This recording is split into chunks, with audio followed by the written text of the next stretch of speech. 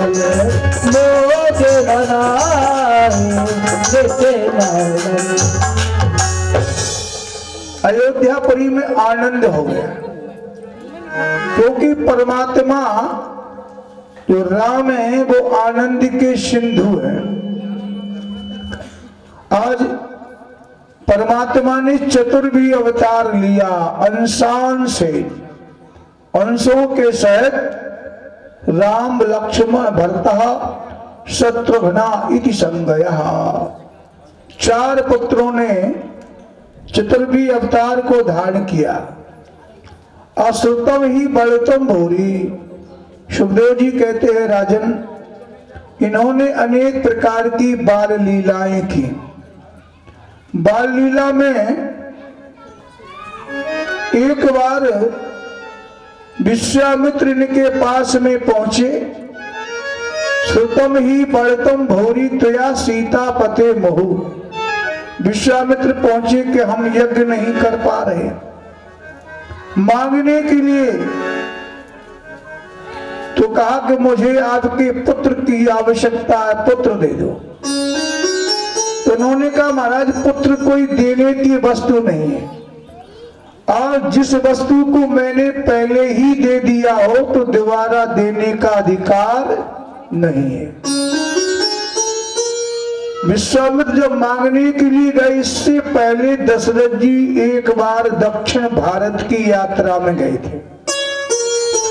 वहां पर दशरथ जी की जटायु से भेंट हुई थी। उस समय जटायु रोए और कहा मित्र मेरे कोई पुत्र नहीं, मेरा अंत्येष्टि कौन करेगा। तो दशरथ ने भावुकता में कह दिया कि मेरा बड़ा बेटा तुम्हारा संस्कार करेगा, मेरा नहीं करेगा। और जटायु का संस्कार भगवान श्री राम ने किया। इसलिए उन्होंने कहा हमें देने का अधिकार ही नहीं, इसको तुम पहले ही दे चुके। पर उन्होंने कहा हमें कुछ दिन के लिए चाहिए। दिया, लेकर के गए और जाते लाग न क्षुधा पिपासा, ऐसे औषधियों को पहचानवा दिया जिससे भूख प्यास न लगे। और रास्ते में सबसे पहले परीक्षार्थ में तारका का भगवान ने वध किया। इसके बाद में यज्ञ को प्रारंभ किया, सुबाहु मारीच का वध किया। फिर जैसे ही सुना कि महाराज जनक के यहाँ स्वयंवर है, तो सारे संसार में जनक जी ने सूचना भेजी, लेकिन महाराज दशरथ को नहीं भेजी। क्यों नहीं भेजी? एक अंतर कथा है। समय तो बहुत कम है, लेकिन 2-4 बात जरूर बताएंगे। दशरथ जी को सूचना क्यों नहीं भेजी? महारामायण में लिखा है कि एक बार जनक जी के यहाँ बगीचे में एक फूल का सुंदर पेड़ था, वो सूख गया। तो जनक जी ने जोशियों से पूछा कारण क्या, पेड़ क्यों सूखा, क्या किया जाए जिससे हरा हो जाए। तो किसी ज्योतिषी ने कहा कि कोई सती नारी इस पेड़ में 1 लोटा जल डाल दे तो ये पेड़ हरा हो जाएगा। पूरे जनकपुर में कोई स्त्री तैयार नहीं हुई। जनक के मित्र थे दशरथ, अयोध्यापुरी सूचना भेजी। 110 रानियों में कोई तैयार नहीं हुई डालने के लिए।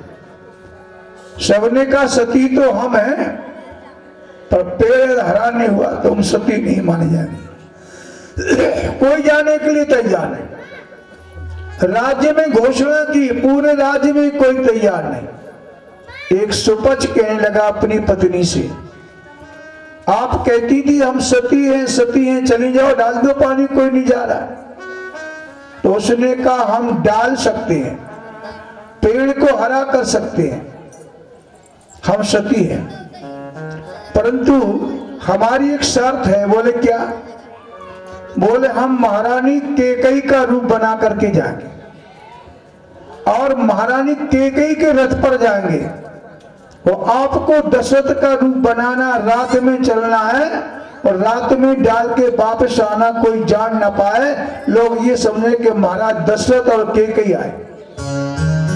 जैसे वहां पहुंची वो सुपच की पत्नी, तो लोगों ने समझा कि रानी आई है, तो सब कहने लगे रानी रानी रानी, और उसने जल डाला, पेड़ हरा हुआ और तत्काल वो वहां से चली आई। बाद में पता चला कि वो रानी नहीं थी, महाराज दशरथ का सबसे न्यून छोटा कर्मचारी सुपच था। तभी से इनके नाम के आगे लग गया महत रानी, क्योंकि वहां पर वो रानी बन के गई थी, इसीलिए यहां पर इन्हें रानी का पद प्राप्त हो गया। तो महाराज जनक जी ने विचार किया कि अगर हम अयोध्यापुरी में सूचना भेजेंगे तो दशरथ जी किसी ऐसे ही कर्मचारी को भेज देंगे, वहां तो बहुत बड़बड़ी हो जाए। किसी सुपच ने अगर धनुष तोड़ दिया तो हमारी कन्या हीन वन में चली जाएगी, इसीलिए अयोध्या में सूचना नहीं भेजी। और महाराज विश्वामित्र जी लेकर के वहां पर पहुंचे। विश्वामित्राध्वरे एनो मारीचाद्या निशाचरा पश्यतो लक्ष्मणस्यैव हतानैरिति पुंगमः। विश्वामित्र ने राक्षसों का वध करा के यज्ञ पूर्ण करके और जनकपुर में पहुंचे। जैसे वहां पर पहुंचे, देश देशांतर के राजा आए हुए थे, वहां पर ये भी पहुंचे, इनको बैठने के लिए ठहरने के लिए उत्तम व्यवस्था की। जैसे ही सुबह स्वयंवर होना था, धनुष को तोड़ना था, तो बड़े बड़े राजा वहां पहुंचे। उन राजाओं के बीच में रावण और बाणासुर भी गया। रावण रात्रि में अकेला गया, उसने सोचा कि अकेले में धनुष को उठा के देखें, अगर उठ जाएगा तो सबके सामने उठाएंगे, तोड़ेंगे। अकेले में रावण ने उठाया, उठा तो लिया लेकिन उससे सदा नहीं, जमीन में रख गया और रावण के हाथ की अंगुलियां उस समय फंस गई। बहुत प्रयास किया, अंगुली नहीं निकली। 4 बज गए, सवेरा होने वाला था। अब रावण घबराया, भगवान शंकर का स्मरण किया। भोले बाबा पहुंचे, बोले क्या है? बोले अंगुली फंसी, निकालो। भोले बाबा ने कहा ये अधिकार मुझे नहीं धनुष छूने का, ये तो अधिकार केवल राम जी को है। तो राम जी को बुलाया, राम जी गए, राम जी ने धनुष को उठाया और रावण की उंगलियां निकाली। राम जी चले गए, शंकर भी चले गए, पर रावण ने तत्काल राहु नाम के दैत्य को बुलाया। उससे कहा इस पर बैठ जाओ, जो भी आए उसकी सारी शक्ति अपनी ओर खींचना और छोड़ देना, दूर गिर जाए, जिससे कोई तोड़ ना सके। राहु ने कहा बैठना कितने दिन तक है? कहा जिंदगी भर बैठ रहेंगे। बोले नहीं, जब तक जनक जी ये ना कह दें कि तजाओ आसन निज निज गृह जाओ, तब तक बैठना है। राहु ने कहा ठीक। सवेरा हुआ, जो राजा जाए छुए दूर गिर जाए। संध्या काल होने लगा। जनक जी ने देखा, अरे हमको लगता हमारी बेटी सीता कुंवारी रह गई। आज जनक जी रोते हैं, कहते हैं ए मेरी सीता परम पुनीता, ए मेरी सीता परम पुनीता, आंखों का तो नूर है, तू कुंवारी रह गई बिचारी, मेरा सभी कसूर है। तू कुंवारी गई कुंवारी, मेरा क्या कसूर है। मेरी सीता परम पुनीता हो, मेरी सीता परम पुनीता, आँखों का तो नूर है, कुंवारी रह गई बिचारी, मेरा सभी कसूर है। कुंवारी मेरा कसूर मेहंदी वाले इन हाथों से हो, मेहंदी वाले इन हाथों से रात समेटेगी सीता, रात समेटेगी सीता।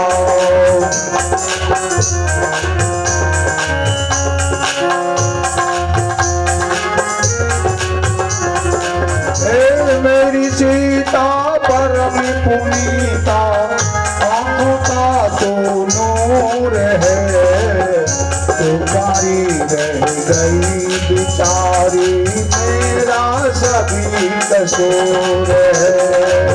तुम्हारी रह गई तुम्हारी, मेरा क्या कसूर है। जनक जी पश्चाताप कर रहे थे, मेरा दोष जो मैंने ऐसा प्रण किया, अब हम प्रतिज्ञा को तोड़ नहीं सकते हैं, मेरी सीता का विवाह हो नहीं सकता है। रोने लगे जनक जी। जब जनक जी रोए तो जनक जी ने राजाओं से कहा, व्यर्थ में यहाँ बैठे हो, तजहु आस निज निज ग्रह जाऊ, लिखा न विधि वैदेही विभाऊ। मेरी कन्या का विधाता ने विवाह लिखा ही नहीं। जैसे ही कहा, और राहु तो ये सोच रहा था कि कब कहें और कब हम वहां से हटे। जैसे ही कहा, राहु वहां से हट गया। और विश्वामित्र भी देख रहे थे कि राहु जब हटेगा तभी धन टूटेगा। उन्होंने अपने दिव्य ज्ञान से देखा कि राहु हट गया है, सो बोले, विश्वामित्र समय शुभ जानिए। बोले, राम जी अब सुसमय आ गया, क्योंकि राहु अशुभ होता है। राहु हट गया, सुसमय आया, वो आदेश किया कि उठो राम भंजो भव चापा, मैटो तात जनक प्रतापा। जाओ जनक जी के प्रताप को दूर करो, कष्ट को तोड़ो। राम जी खड़े हुए, जिनके मन में राग है, न रोष है, न द्वेष है, न क्रोध है, वो रही प्रणाम मन ही मन कीना। किसको किया? वशिष्ठ को मन में, क्योंकि विश्वामित्र तो सामने थे। अजगौ को प्रणाम किया और इतनी शीघ्रता की, लेत चढ़ावत खेचत गाढ़े, काहू न लखा देख सब ठाड़े। किसी ने नहीं देखा कब उठाया, कब चढ़ाया, कब तोड़ा। धनुषा भंज मानस्यो, जिस समय धनुष टूटा उस समय शब्द हुआ, तब लोगों ने जाना कि राम जी धनुष को तोड़ दिया। जैसे ही देखा कि धनुष टूट गया है, एकदम से जनक जी ने कहा, हमारा प्रण पूर्ण हो गया है, और आदेश किया कि जानकी जी जाएं, राम जी के गले में वरमाला पहनाएं।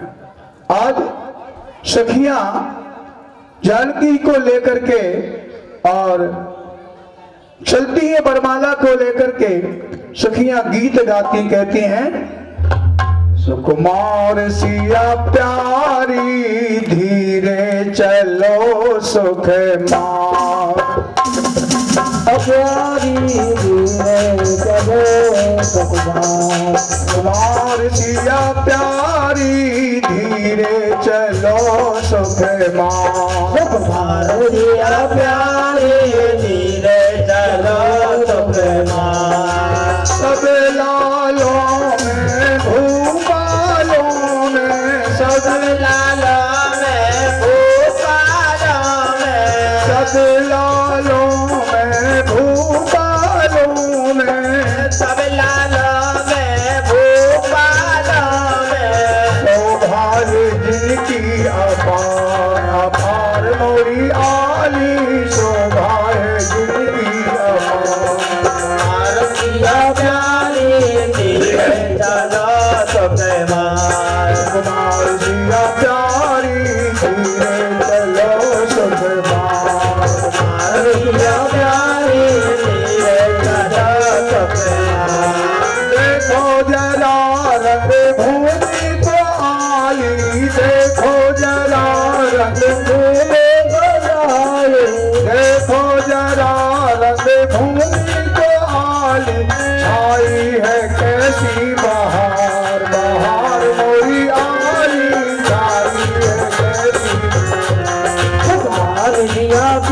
प्यारी रे सरोज हार दिया प्यारे धीरे चला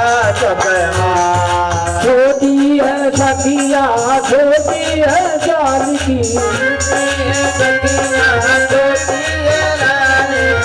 छोटी है सखिया छोटी है जानकी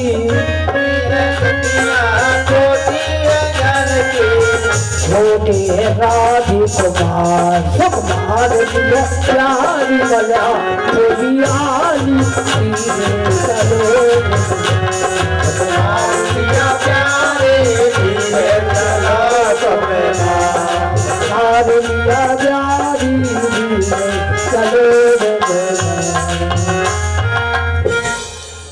पहुंच गई। देखा सब मंचनते मंच एक सुंदर परम विशाल, सबसे ऊंचा मंच था जिस पर प्रभु श्री राम विराजमान हैं, भैया लक्ष्मण और विश्वामित्र के साथ। अब भगवान का जब विवाह हुआ तो यहाँ पर लोगों के कई प्रकार के मत हैं। किसी किसी का कहना है कि बस 6 वर्ष की जानकी 27 के राम, कोई कहता 12 वर्ष की जानकी 27 के राम, पर सबके अलग अलग मत हैं। पर ये निश्चय है के नीचे। अब जयमाला कैसे डाला? तो सखियों ने देखा राम जी को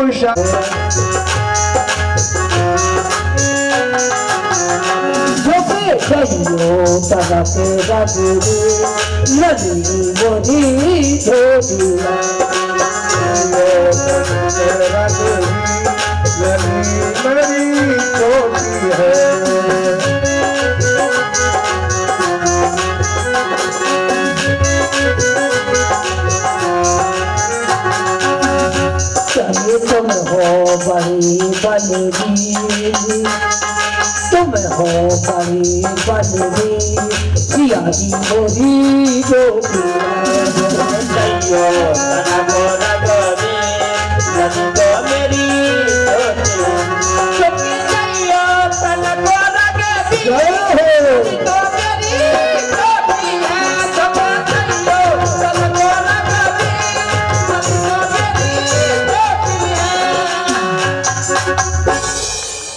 झुक जाओ।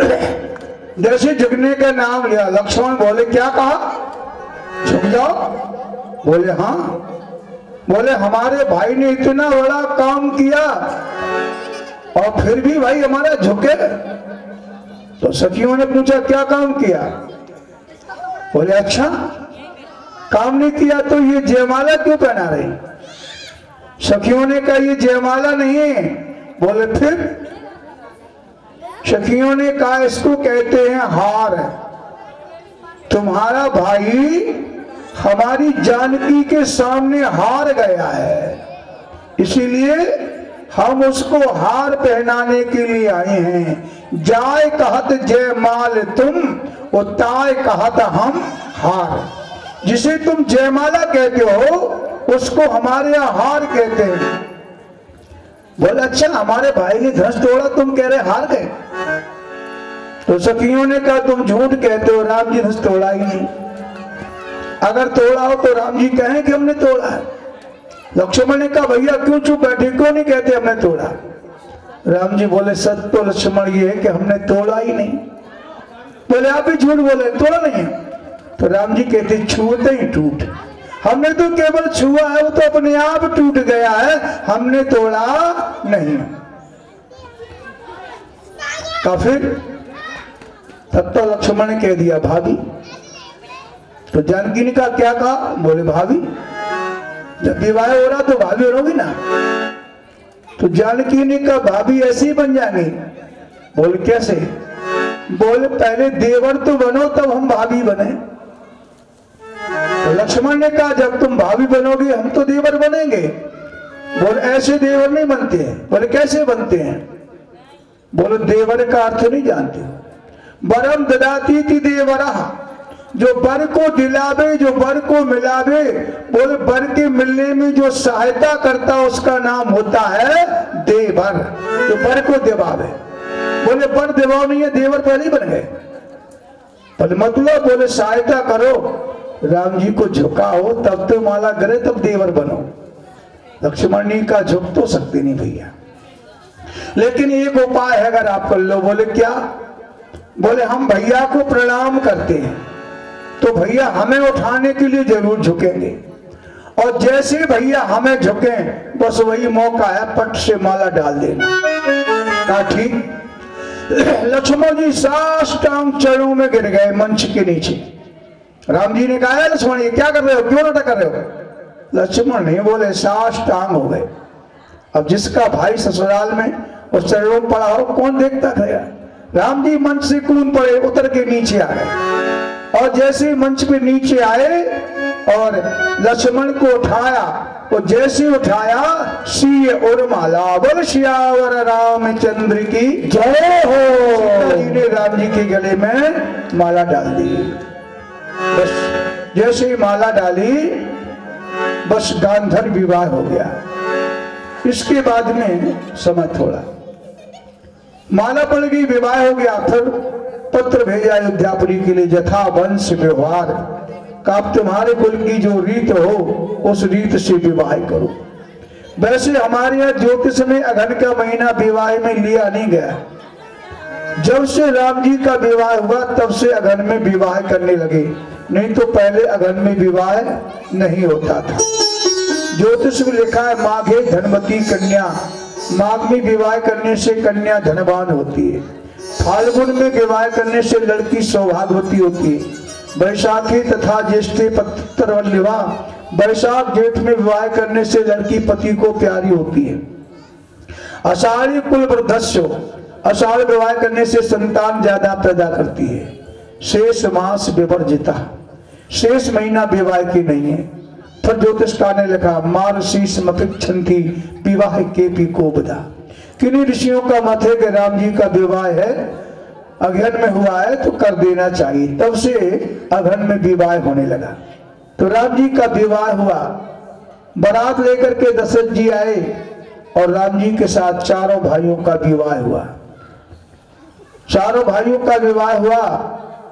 इसके बाद में अयोध्यापुरी पहुंचे, नाना प्रकार के मंगलाचार हुए और राम जी के तैयारी हुई युवराज की। देवता ने सोचा कहीं राम जी राजा बन जाएंगे तो मेरा क्या होगा। देवताओं ने प्रार्थना की, सरस्वती ने देवताओं की प्रार्थना को सुन करके अपने ऊपर कलंक को लेकर के और मंथरा की बुद्धि को कुंठित किया। मंथरा ने कैकेयी की बुद्धि को कुंठित किया। भगवान श्री राम को 14 वर्ष का वनवास दिला दिया। राम जी 14 वर्ष के वनवास में गए, जितने भी राक्षस थे सबको मार करके और अवधि को पूर्ण करके अयोध्यापुरी आए और वहां आकर के तब राम जी राजा बने। और इस प्रकार से परमात्मा ने इस सुंदर लीला की। बोले गोविंद भगवान की जय हो। और आनंद कंद वृचंद भगवान श्याम सुंदर के प्रादुर्भाव की सुंदर कथा वर्णन की जाएगी। 2 बार भगवान नाम संकीर्तन, इसके बाद कथा।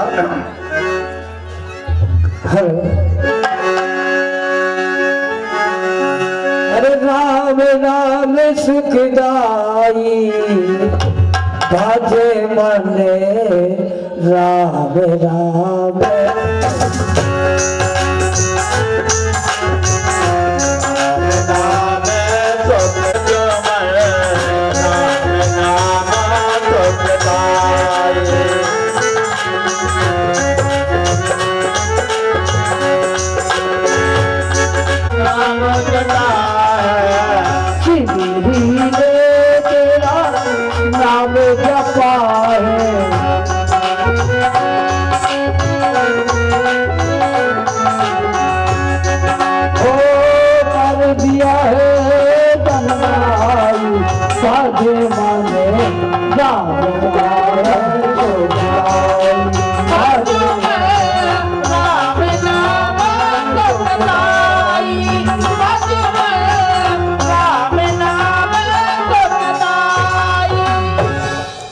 बोले गोविंद भगवान की जय हो।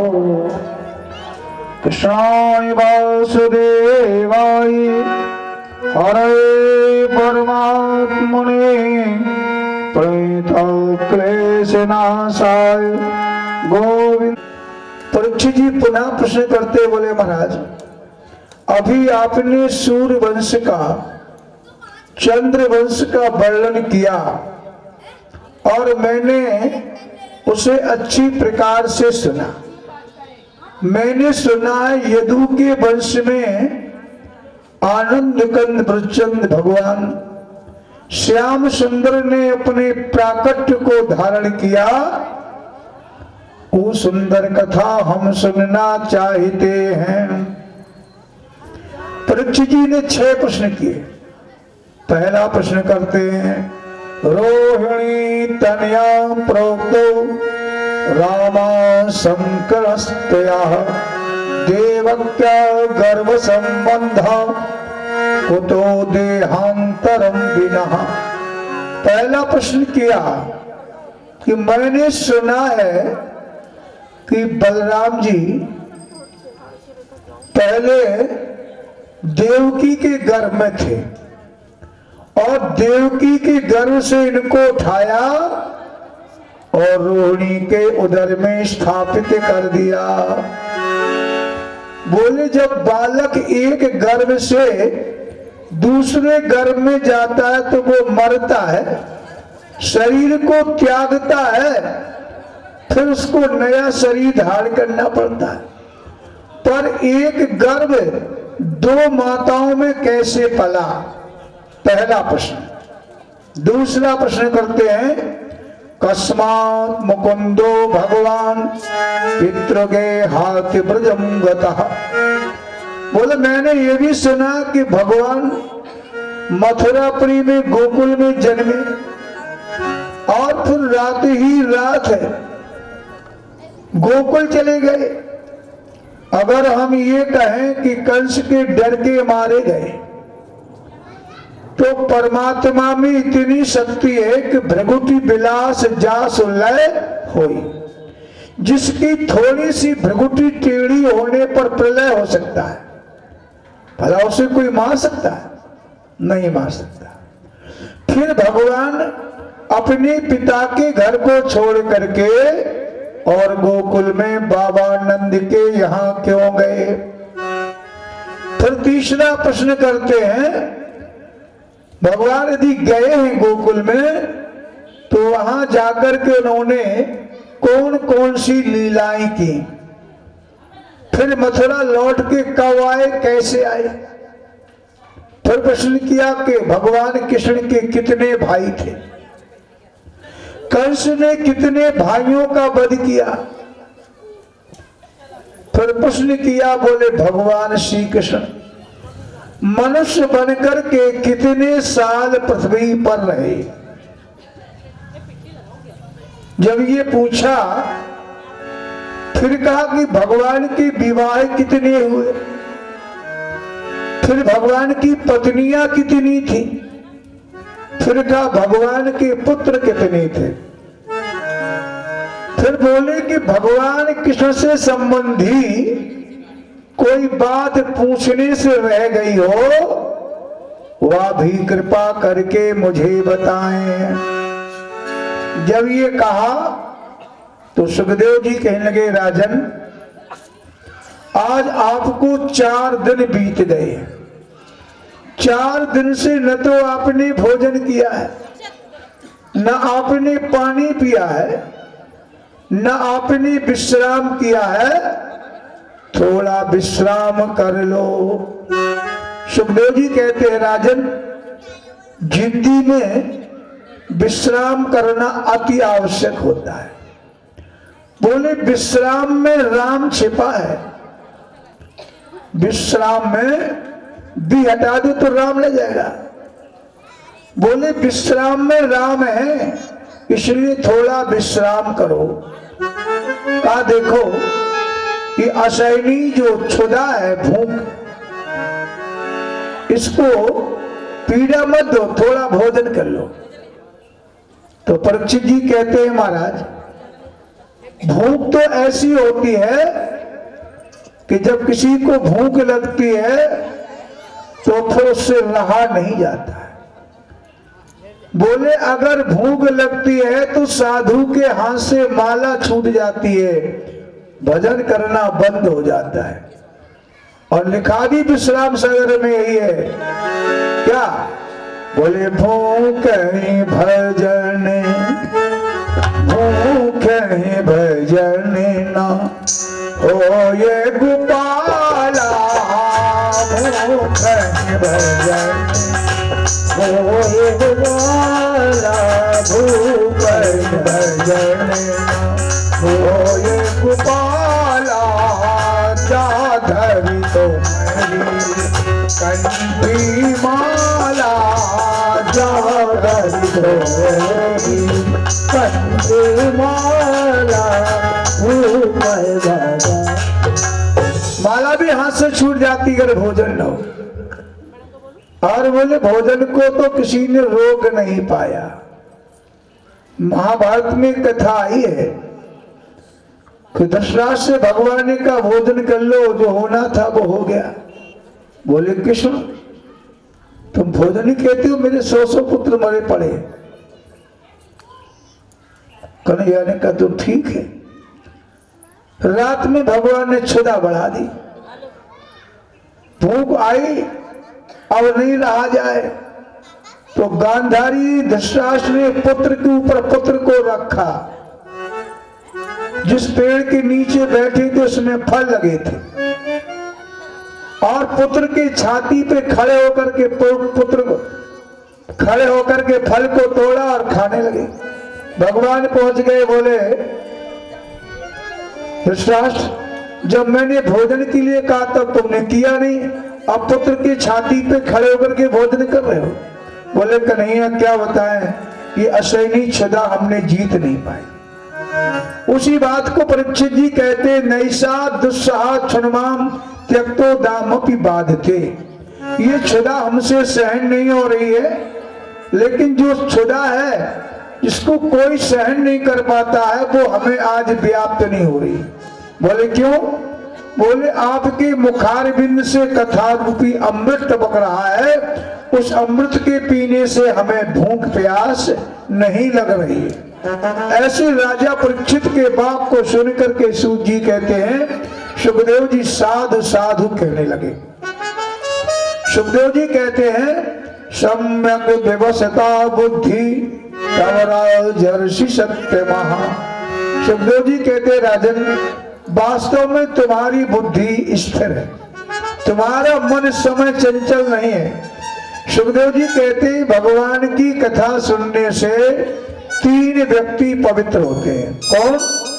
वक्ता, श्रोता और प्रश्नकर्ता। 3 व्यक्ति कथा से पवित्र होते हैं, कथा कहने वाला, सुनने वाला और पूछने वाला। सुखदेव जी कहते हैं जैसे गंगा जी में स्नान करने वाला, गंगा जल का पान करने वाला और गंगा का नाम लेने वाला, तीनों का गंगा उद्धार करती। नाम लेने वाले का, स्नान करने वाले का और पीने वाले का। ऐसी भगवान की कथा कहने वाला, सुनने वाला और पूछने वाला। सुखदेव जी कहते हैं जिस समय पृथ्वी पर अत्याचार बढ़ा, इस पृथ्वी ने गाय का रूप धारण किया और रोती ही ब्रह्मा जी के पास में पहुंची। तत्र गत्वा जगन्नाथम देवदेवम वृषाकपिम। पृथ्वी पहुंची ब्रह्मा जी के पास। आज ब्रह्मा जी शंकर जी को लेकर के और क्षीर सागर में पहुंचे भगवान नारायण के पास। वहां पशु के द्वारा भगवान का ध्यान किया। जैसे भगवान का ध्यान किया तो भगवान ने आकाशवाणी के द्वारा कहा, क्या कहा? वसुदेव गृहे साक्षात भगवान पुरुष परा जन से तत्प्रियार्थम संभवंत सुर स्त्रियः।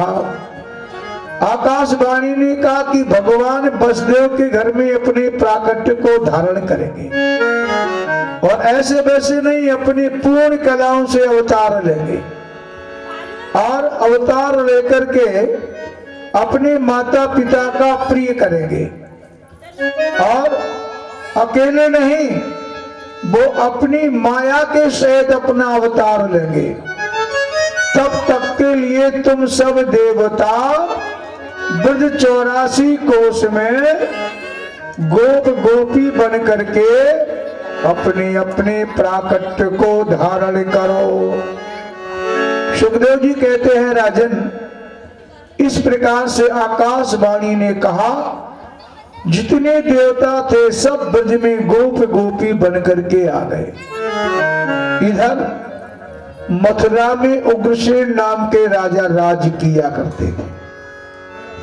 उग्रसेन के छोटे भाई का नाम था देवक। देवक के 7 कन्याएं थीं। 6 कन्याओं का विवाह पहले वसुदेव के साथ में हो चुका था। 7 बहनों के पति अकेले वसुदेव ही थे। सबसे छोटी बहन थी देवकी।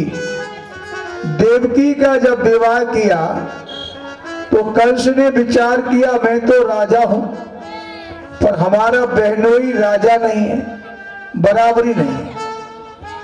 तो कंस ने अपने राज्य की 2 स्टेट है, एक का नाम है जलेसर जो दिल्ली रोड पर पड़ता है और एक स्टेट का नाम है बटेश्वर जहां मेला लगता है। ये उसने अपने राज्य की 2 स्टेटें वसुदेव जी को दान में दे दी, राजा बना दिया। इसके बाद लग्न पत्रिका लेकर के गया। वसुदेव जी बारात को लेकर के आए। जिस समय बारात को लेकर के आए, वैदिक रीत से विवाह हुआ। जब विवाह हुआ तो कंस ने अपनी बहन को दहेज में चतुशतम परिवरियो 400 हाथी दिए जो सोने की सांकड़ डाले हुए, 2000 घोड़ा दिए, 1800 रथ दिए और अपनी बहन की सेवा के लिए जवान 200 दासियां दी। बहुत सारा सामान दिया। शंख बज रहा है, मृदंग बज रहा है, ढोल बज रहा है और कुल की स्त्रियां जो वृद्ध थी वो रो रही है, देवकी की विदा कर रही हैं, बरबद्धयो सुमंगलम, और आशीर्वाद देती, रोते रोते में भी आशीर्वाद दे रही हैं। आज स्त्रियों ने आशीर्वाद दिया, बेटी तुम्हारा अचल सुहाग रहे। आशीर्वाद दे रहे ब्राह्मण लोग खड़े हुए, वो भी कह रहे हैं, बोले जब लग गंगे, जब लग गंगे जमुने जल धारा, जब लग गंगे जमुने लग धारा, जब लग गंगे जमुने जल धारा, अचल होए आई बात तुम्हारा, अचल होए आई साथ तुम्हारा, अचल होए साथ तुम्हारा।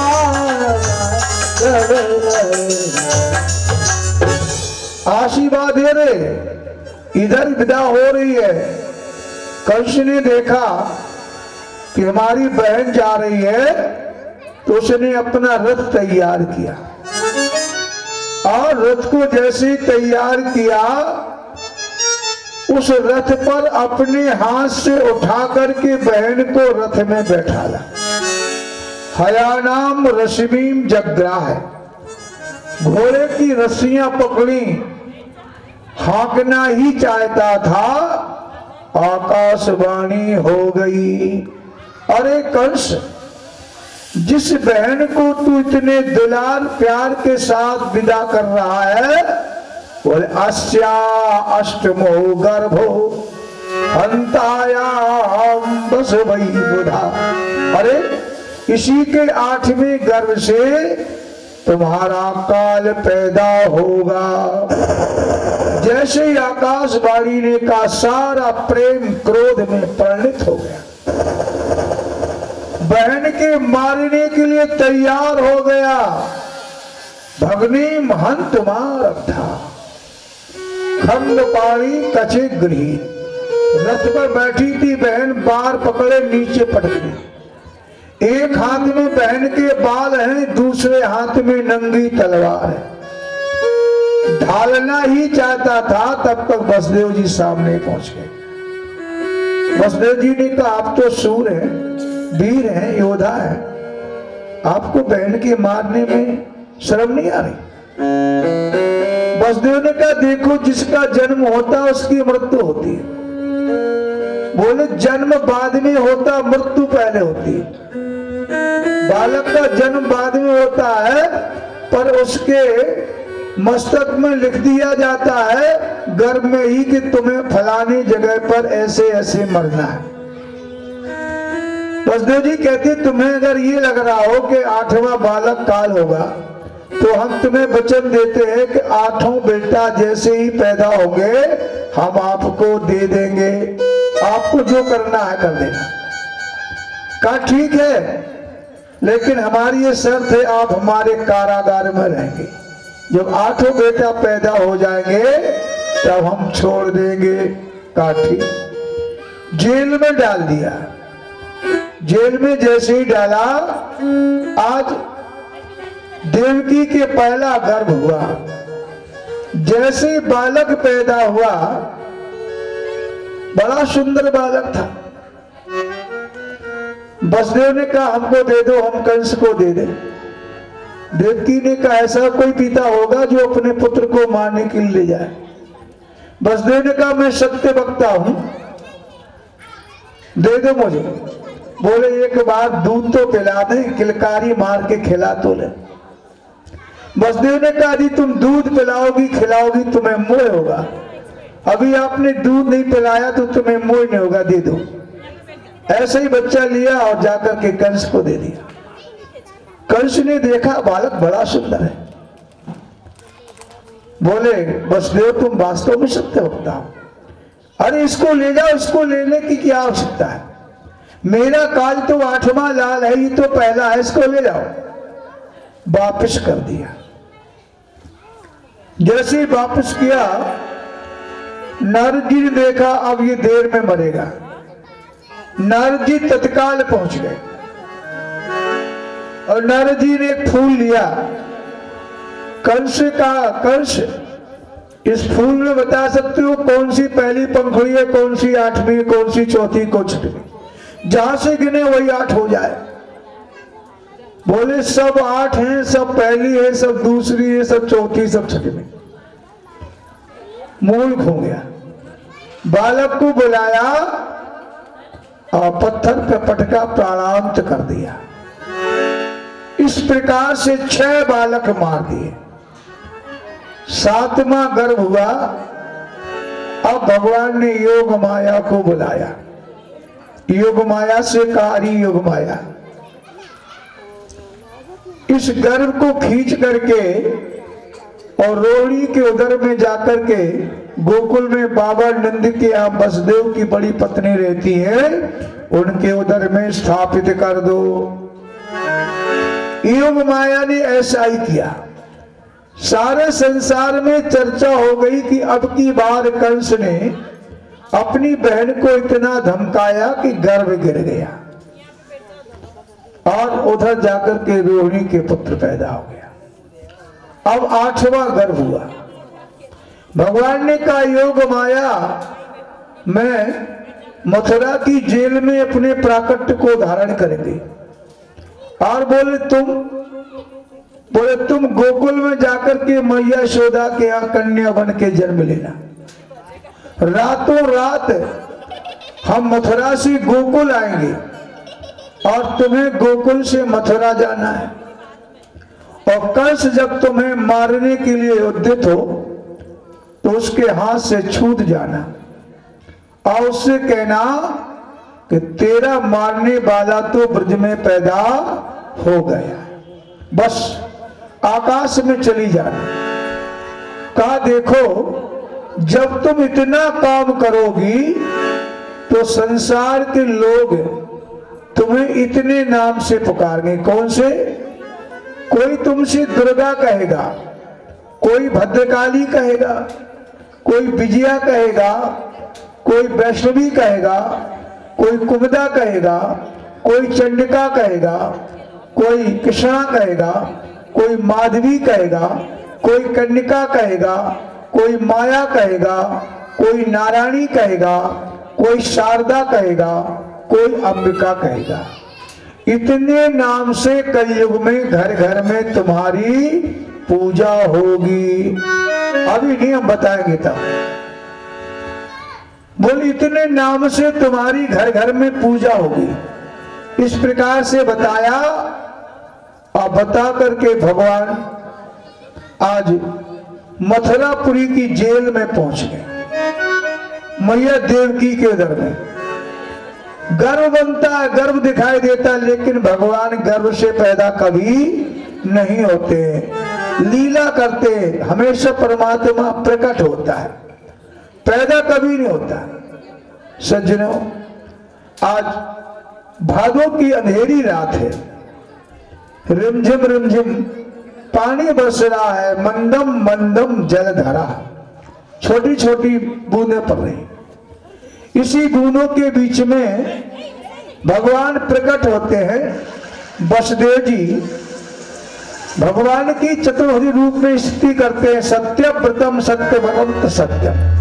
हे परमात्मा, आप सत्य के स्वरूप हैं, सत्य के व्रत हैं, तीनों काल में आप ही सत्य हैं। हे परमात्मा, हम आपको नमस्कार करते हैं।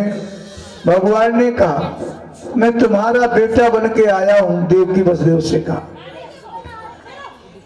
देव बेटा बन के आया हूं। तो देवकी ने कहा, आपके तो 4 हाथ हैं, इतने बड़े हो, बेटा कहीं पैदा होता है इतना छोटा? 4 हाथ होते। बोले पहले अगर बेटा बनना है तो बेटा बनो, ये सब कपड़े उतारो, छोटे से बालक बनो। आज भगवान छोटे से बालक बन गए, और भगवान जब प्रकट हुए तो वसुदेव देवकी के हाथ की हथकड़ियां, पैरों की बीड़ियां सब खुल गई, क्योंकि बंधन माया का होता है, इसीलिए आज सब खुल गए। और भगवान प्रकट हो गए। बोले गोविंद भगवान की जय हो। जब जन्म कृष्ण भगवान जेल दरम्यान मुरैया वाले, खुल गए जेल के ताले, खुल गए जेल के ताले, खुल गए जेल के ताले। जब जन्म कृष्ण भगवान जेल दरम्यान मुरैया वाले, खुल गए जेल के ताले, खुल गए जेल के ताले।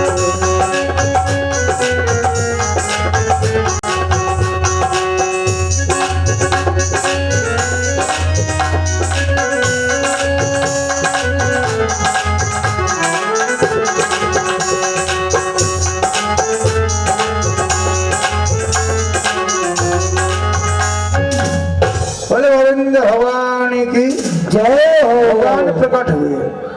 जहाँ ईश्वर होता है वहां माया नहीं रहती है, माया का बंधन था, बंधन छूट गया। भगवान ने कहा, अगर आपको भय है तो मुझे गोकुल ले चलो। अब वसुदेव जी ने कहा, कैसे ले जाए? और पानी बरस रहा है, मंद मंद जलधारा गिर रही है, बिजली तक रही है। उसी समय आज श्याम को बस दे बोले लेकर चल दिए। जय हो सूप में पड़ाए गोकुल चल दिए।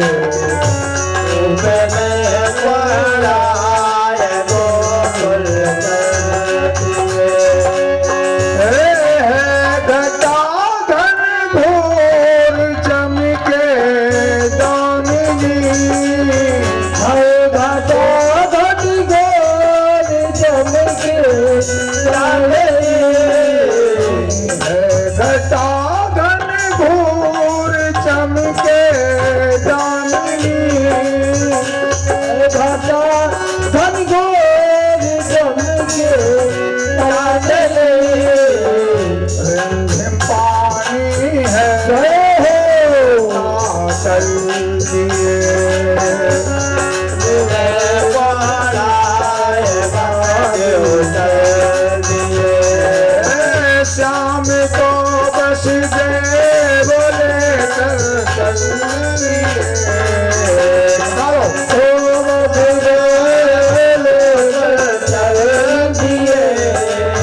सूप में बोलाए गोकुल चल दिए। सूप में बोलाए गोकुल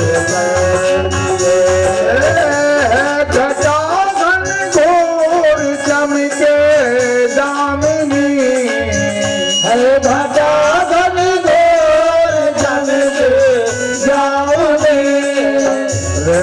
पानी है बरसता हो पानी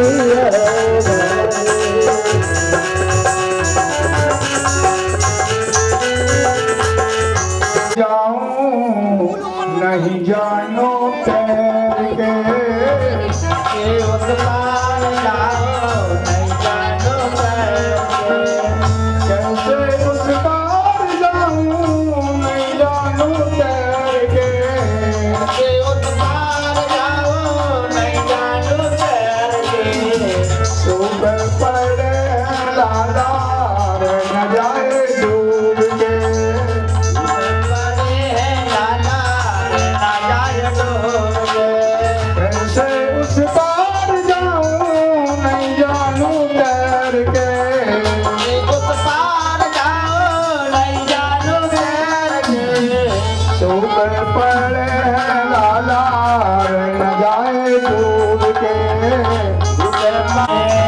तो बाली जमुना मैया घर घर गहराए।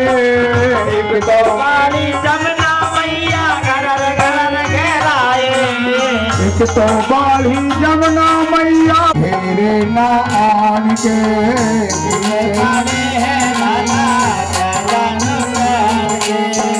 कैसे उस पार जाऊं नहीं जानू तैर के।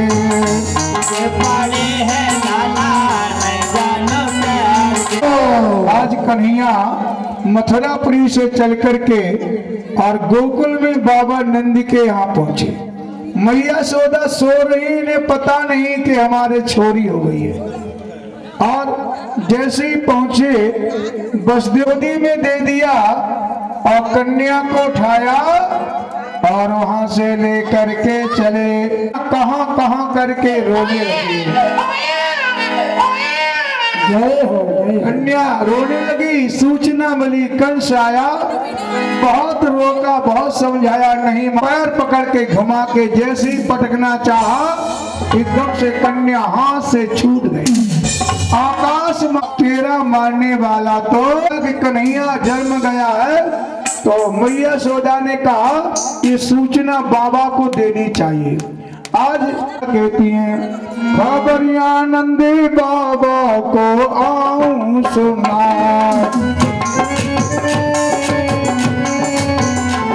खबरिया नंदे बाबा को आऊं सुना।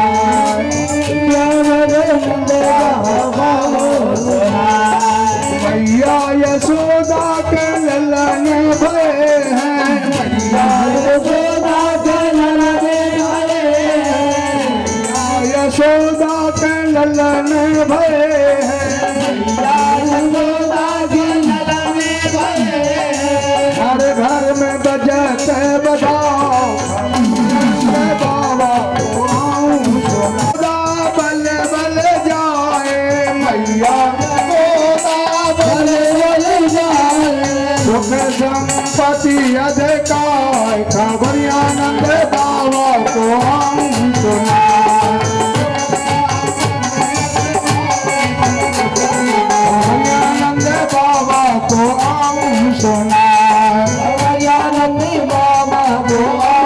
शुभ घड़ी शुभ लगन मुहूर्त शुभ घड़ी लगन मुहूर्त शुभ घड़ी लगन मुहूर्त जन्म है आधी रात भैयानंद बाबा को सुना आनंद बाबा को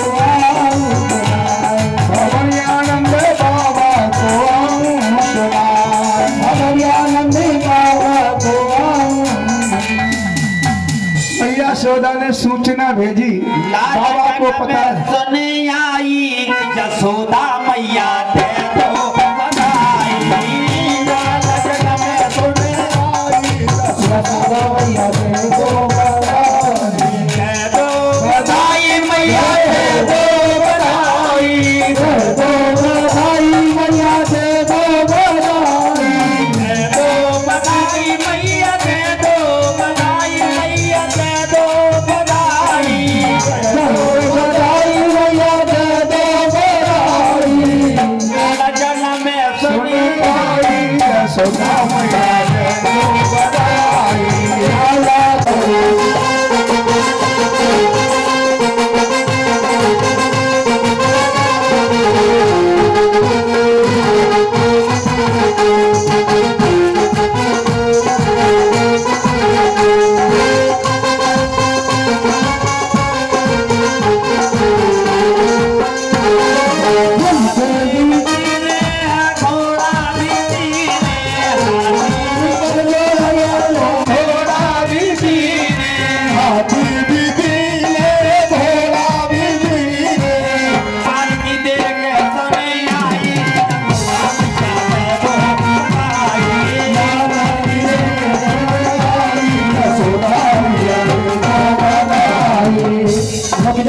आप लोगों को आज नृत्य करना चाहिए।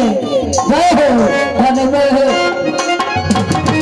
यशोदा मैया जो माता अल्लाह जन्म में सुने आई यशोदा मैया दे दो बधाई डीजे जय मैया बिंदी डीजे हो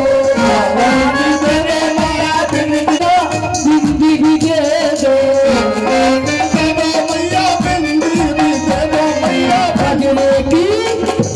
गजरे की तो जलवायु यशोदा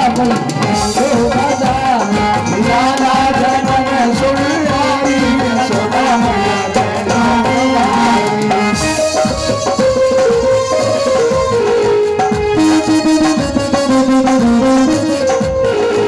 तुम्हारे बधाई लोगो तुम्हारे बधाई लोगो तुम्हारे बधाई नंदन के गंगा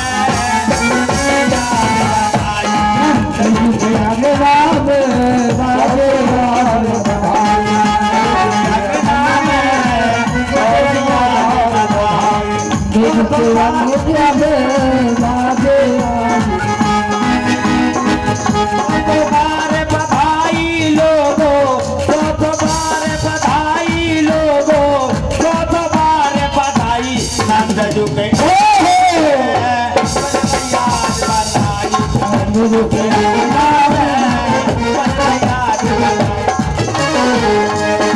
नंदी गुब्बारों से मंडप सजाए बिजली माँ बेकारी के एक मंगाए इसके साथे भाषा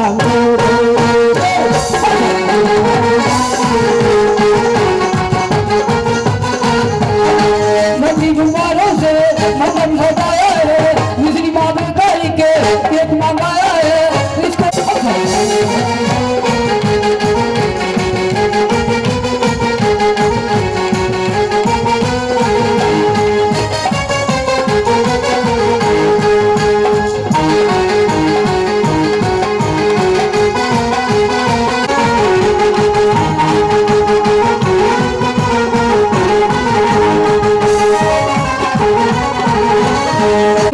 से पूरा हुआ इंतजार का आया है जन्म से मदन गोदार बाबा की लक्ष्मी है तो संहार का सपना हुआ है पूरा विवेकानंद का अच्छे से छप पैदा हो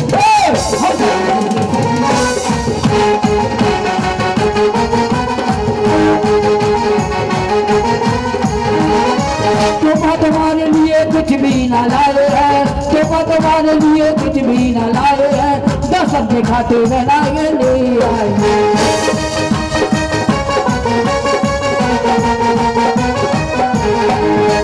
यार हमारा है तू मेरे सावरिया, तू पे लग जाए शाम मेरी उमरिया, तो मिलाओ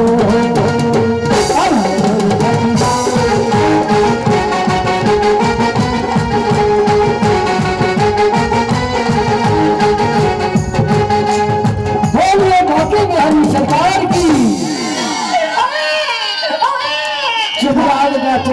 चुप जा हेलो बोल गोविंद भगवान की जय हो। कि मोहन जन्मे आधी रात बातों की रतिया, मोहन जन्मे आधी रात गोकुल की रतिया, मोहन जन्मे आधी रात गोकुल की रतिया, मोहन जन्मे आधी रात गोकुल की रतिया। वो तो चरुआ धरा बे वो मोरी रतिया, तारा में मेरी रतिया, वो तो चरुआ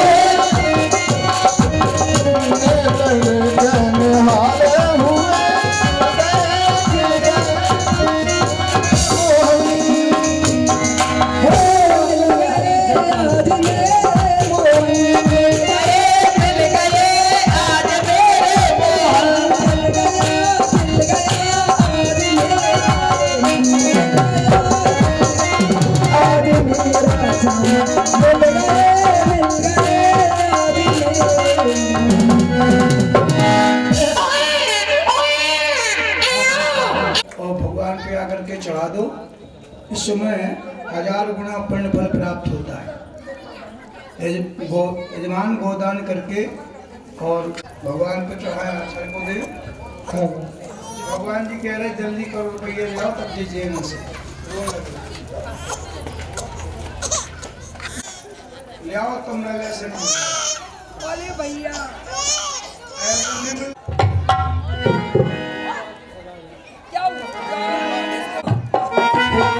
संकल्पेन ग्रह गुणगण विशेषेन विशिष्टामक गोत्रोत्पन्न अपना अपना गोत्र बोला यहाँ के चढ़ा दो या उसमें दान पेटी में डाल दो बस। बोले गोविंद भगवान की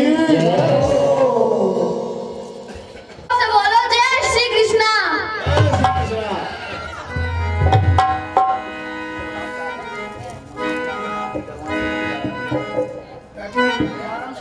अपना गोत्र बोलो, तुम्हारा अवश्य गोत्र अमुक ना अपना नाम बोलो, पति का नाम ले लो।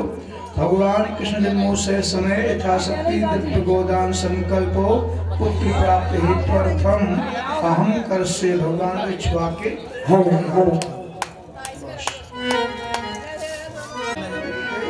धन्यम धानम बहुपुत्रम सत्सम्वत्सरम दीर्घमायु। बस जाओ, भगवान तुम्हारी गोदी में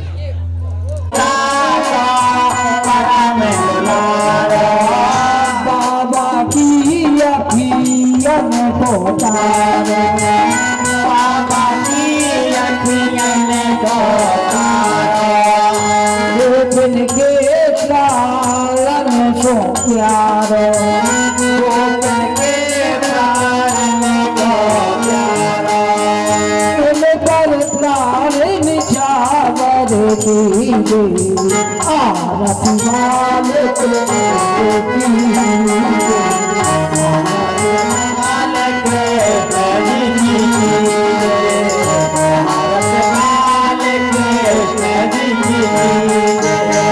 बलदाऊ को छोटो भैया, बलदाऊ को छोटो भैया, कनवा कह गए रत मैया,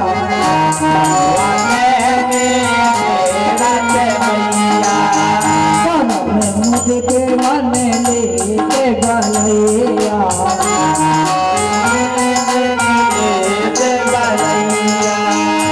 अपनो सर्वस अपनो सर्वस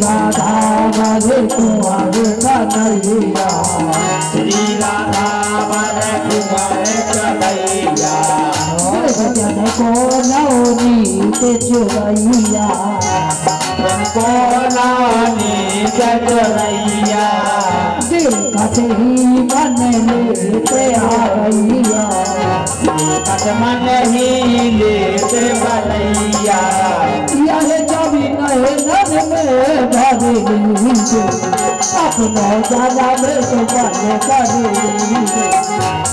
तो बाल कृष्ण जी के कीजे भारत बाल कृष्ण जी की तो करवेलन माधोरे सुहावे तो करोड़ माधव सुहावन सकल संग के रते सोते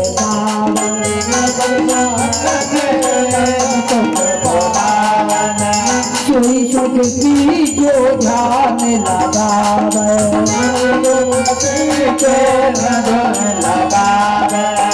सब इनको अपनो कर लीजिए आरती डाल के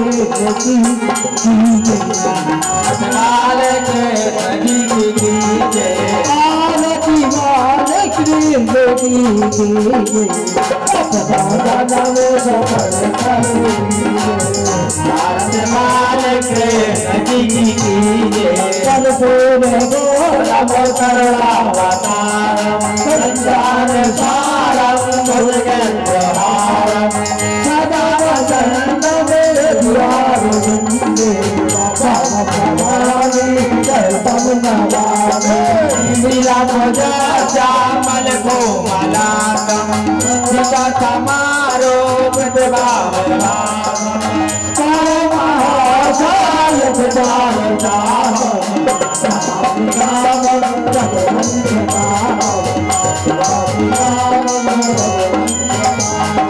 तुम्हें हो माता जगदा तुम्हें हो तुम्हें हो बोले जगदा तुम्हें हो बेटा ग्रहण तुम्हें हो सर्वम तुम्हें हो देव बोले बाल कृष्ण भगवान की जय हो बोले बाल कृष्ण भगवान की जय हो कृष्ण कन्हैया लाल की जय हो बोले कृष्ण कन्हैया लाल की जय हो चलिए पुष्प ले लो हाथ में पुष्पांजलि भगवान की जय हो संत भगवान की जय हो जय जय श्री राधे श्याम। देखिए गोवर्धन भगवान का भोग लगेगा वो कुछ नहीं है तो अपने यहाँ से कुआ बना के लाएंगे और वो आकर के गोवर्धन भगवान पर चढ़ाएंगे। कल जो गोवर्धन भगवान की पूजा करेंगे उनको वृंदावन में गोवर्धन जाने का फल यहीं पर प्राप्त होगा क्योंकि कल गोवर्धन महाराज यहीं पर आपके यहाँ पधार रहे हैं।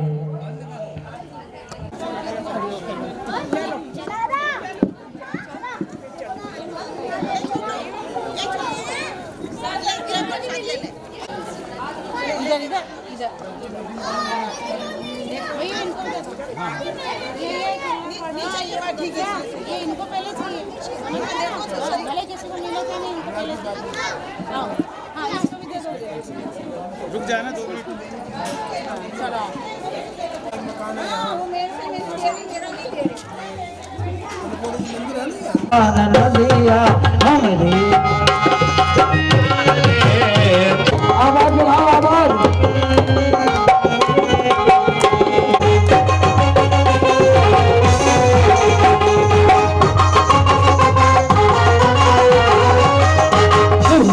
से देती ला ला ला नदिया सुखी से देती ला ला नदिया नदिया सुखी से देती ला ला नदिया नदिया और चंदन का हमने नवाजो कली आरा हमरे भाई नंद लाल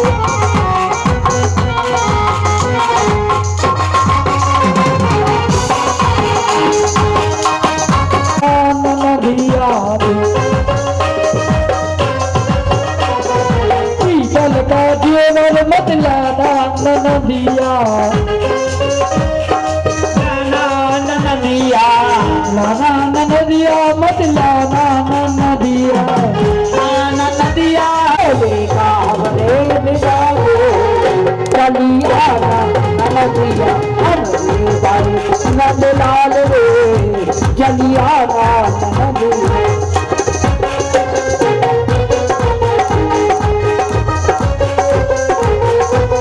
नदिया और गोरी मत लाना नदिया झूला और गोरी मत लाना नदिया बल देखा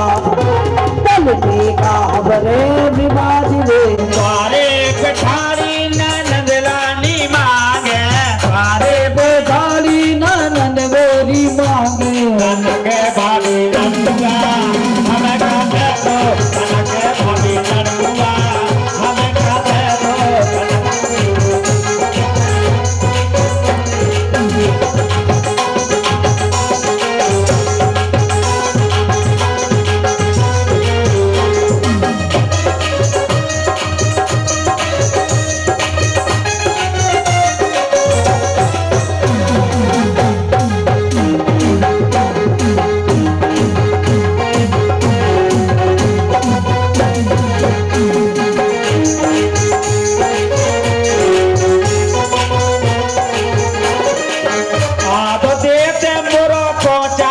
पतो है आध दे दे मोरो को चाँद फते है आध दे दे मोरो को चाक पतो है आध दे दे मोरो को चाँद फते है उड़द ओला जाए बसेरी भरोबा डोरी बसेरी भरोबा में सीता डोरी कोट के नडुआ चल पे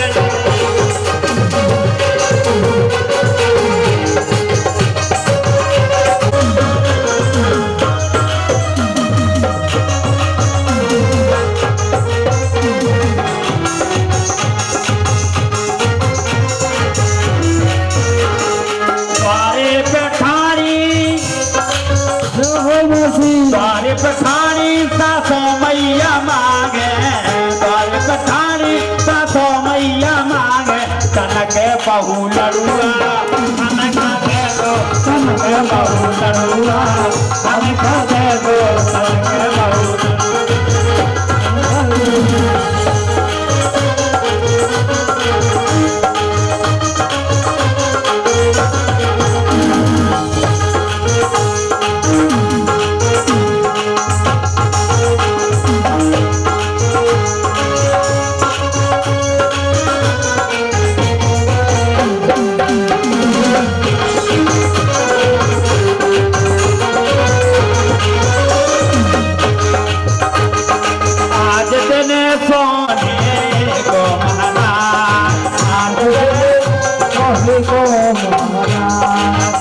यशोदा रानी गौआ के गोबर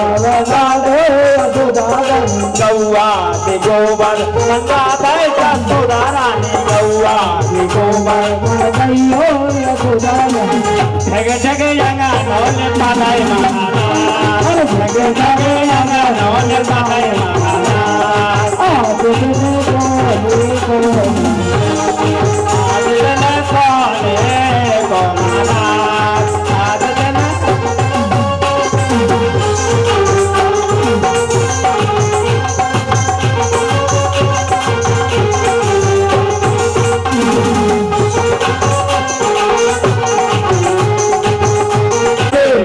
सोने की रात सोने की रात कंचन कला से धराओ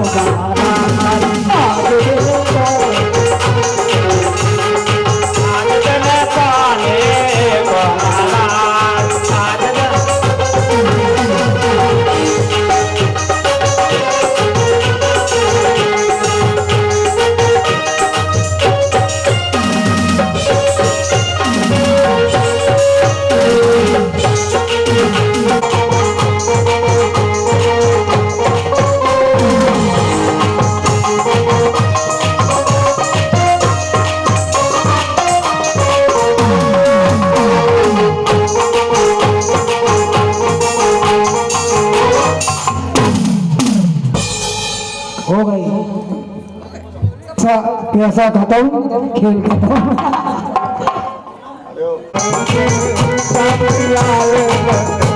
बाजे श्याम नहीं आए कन्हैया, बाजे श्याम नहीं आए, श्याम नहीं आए कन्हैया, बने से श्याम नहीं आए, घनश्याम नहीं आए, श्याम नहीं आए, हम नहीं आए, श्याम नहीं आए, सखी श्याम नहीं आए, राधा रानी तरसे, राधा रानी तरसे, श्याम नहीं आए, कन्हैया बाजे श्याम नहीं आए, कन्हैया बरसे श्याम नहीं आए,